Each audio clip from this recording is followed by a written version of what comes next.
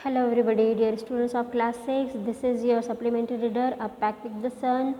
और इसका 4th वाला लेसन आज हम समझ रहे हैं द ओल्ड क्लॉक शॉप।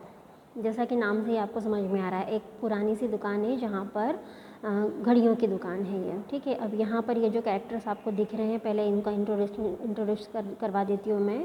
ये है मिस्टर रे, मतलब कि इस शॉप के मालिक हैं ये, और ये एक कस्टमर है जो इनकी शॉप पर आया है, और ये एक और है जो बाहर खड़ा है, ठीक है। अब देखते हैं कि होता क्या है कि ये क्रिसमस की शाम है, मतलब जिस दिन क्रिसमस होता है उस दिन की शाम को क्रिसमस ईव कहा जाता है। ईव मतलब इवनिंग, तो क्रिसमस की शाम है और सभी लोगों ने फटाफट से अपनी शॉप जो है वो बंद करके सब घर चले गए हैं। और मिस्टर रे भी जो है वो अब अपनी दुकान जो है बंद करने ही वाले थे, लेकिन उतने में क्या होता है कि वहाँ पर ये दो लोग जो हैं इनके दुकान में आते हैं। अब मिस्टर रे जो हैं वो डीफ है। डीफ मतलब कि वो बहरे हैं, वो सुन नहीं सकते, बोल नहीं सकते। अब इन्होंने अपना काम ख़त्म किया और जैसे ही अपनी शॉप को बंद करने वाले थे तो क्या देखते हैं कि दो लोग जो हैं वो इनके पास में इनके दुकान पर आते हैं। अब जिसमें से एक जो होता है वो थोड़ा सा बड़ा होता है, उसकी एज कुछ ज़्यादा होती है, और एक जो होता है वो थोड़ा छोटा होता है, 25 के समथिंग, और एक जो होता है वो 50 के समथिंग होता है। तो दोनों ही इनकी दुकान में जब आते हैं तो जो छोटा वाला लड़का था वो बाहर रुक जाता है, और जो बड़ा वाला लड़का होता है वो अंदर आता है इनके पास में। अब उसका फेस जो होता है वो बिल्कुल अनफ्रेंडली होता है। अनफ्रेंडली का मतलब होता है जिसे देख कर के आपको ऐसा लगता है जैसे कि ये गुस्से वाला इंसान है, इसे दोस्ती करना पसंद नहीं है। तो इस तरह से उसका फेस देख कर जो मिस्टर रे जो होते हैं वो समझ जाते हैं कि ये व्यक्ति जो है वो कोई कस्टमर नहीं है, कोई शॉपर नहीं है, कुछ खरीदने के लिए यहाँ पर नहीं आया है, इसका इंटेंशन कुछ दूसरा है। भले ही मिस्टर रे जो है वो सुन नहीं सकते, बोल नहीं सकते, लेकिन वो देख सकते थे, और उनका अनुभव जो था उससे उन्होंने समझ गए, उन्हें समझने में देर नहीं लगी कि ये व्यक्ति जो है ये कोई अपराधी हो सकता है, ये कोई नॉर्मल व्यक्ति नहीं है, ठीक है।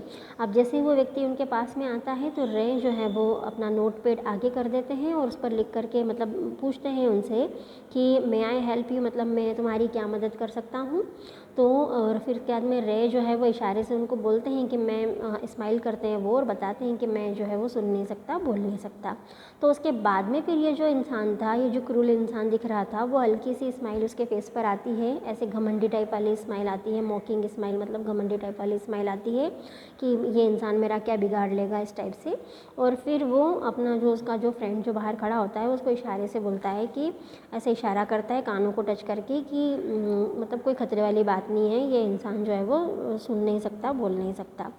फिर उसके बाद में वो दूसरा मैसेज लिखते हैं रे और पूछते हैं कि क्या आपको कोई घड़ी चाहिए यहाँ से, क्या आप यहाँ से कोई घड़ी लेना चाहते हो।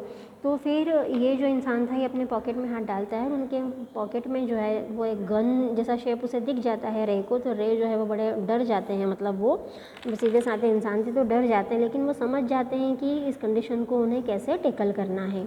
तो बड़ी ही चालाकी से मतलब वो इस कंडीशन को टैकल करते हैं। अब वो कोई पॉन ब्रोकर नहीं थे। पॉन ब्रोकर का मतलब होता है कि ऐसा व्यक्ति जो कि पैसे उधार देता है किसी चीज़ के, मतलब कोई चीज़ उनके पास में गिरवी रख करके उनसे पैसे ले जाना, वो ऐसे व्यक्ति नहीं थे। लेकिन फिर भी वो लोगों की मदद करने के लिए कई बार पुरानी घड़ियाँ रख करके उसके कुछ पैसे लोगों को दे दिया करते थे, लोगों की मदद करने के लिए, क्योंकि वो बहुत ही काइंड हार्टेड पर्सन थे। अब फिर इस आदमी ने अपना जो है पॉकेट में से हाथ निकाला, और उसके हाथ में जो घड़ी थी वो घड़ी निकाल करके उसने रे को दे दी, मिस्टर रे को दे दी। अब फिर मिस्टर रे ने जो है वो समझ गए, उन्होंने देखी जब वो घड़ी तो वो समझ गए कि घड़ी कोई इतनी खास नहीं थी, वो बिल्कुल ऑर्डिनरी सी घड़ी थी। लेकिन वो ये समझते थे कि इस समय अगर इस घड़ी के मैं सही पैसे नहीं दूंगा तो हो सकता है कि ये व्यक्ति जो है वो यहाँ पर कोई क्राइम कर दे, कोई अपराध कर दे, क्योंकि वो वहाँ पर चोरी करने के इंटेंशन से ही आया था। तो फिर उस आदमी ने लिख करके नोट दिया कि how much will you give me for this, इस घड़ी के बदले आप मुझे कितने पैसे दोगे। तो